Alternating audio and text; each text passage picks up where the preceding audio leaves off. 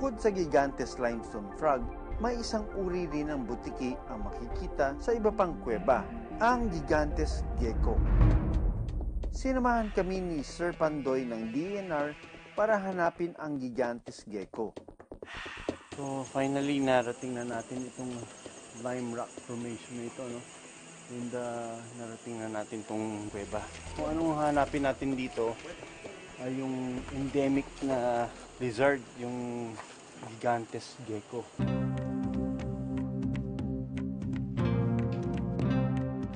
Papasok pa lang sa loob, napansin ko na ang mga itlog na nakadikit sa kisame ng kuweba.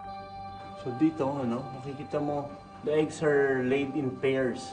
1, 2, dito nag-hatch na. Nag-hatch na yung egg, pero this one is already stale or bugok. So hindi porket marami tayong itlog nakikita dito ay nagpaparami sila ng maigi, pero may mga nakikita tayong sira katulad nito, hindi siya nagpisa. Ang itlog ay posibleng mula sa gigantes gecko. Pero ito, pag nangitlog sila, kaya nila idikit sa ceiling, which makes it safe from predators.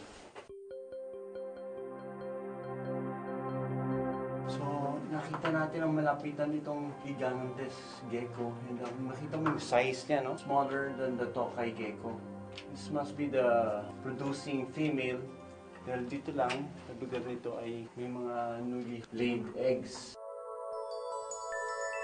Tinidilaan ng butiki ang kanyang mata para mapanatili ito na basa at malinis. So these are the interesting things that we've learned about the gecko. Na-tsempo namin yung pagtalon niya.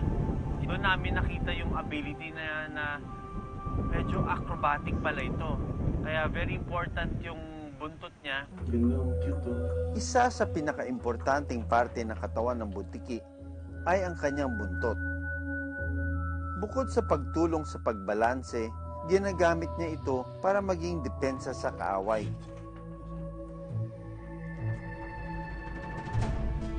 Konti pa lang ang ginagawang pag-aaral sa gigantes gecko. Kaya naman, lahat ng aming naidokumento ay maaaring makatulong sa mga eksperto.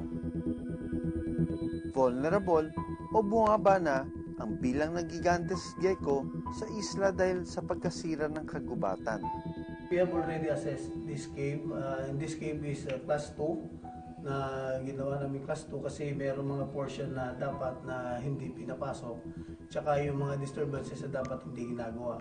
Unfortunately, ang nangyari, hindi ata masyadong nabantayan ng mabuti. Itong mga limestone frogs at itong mga limestone geckos, isa lamang subset ng unique biodiversity ng Philippines. And dahil sa doon lamang sila makikita sa maliliit na isla na ito, at imagine kung masira mo yung habitat na iyon, tuloy na silang mawawala.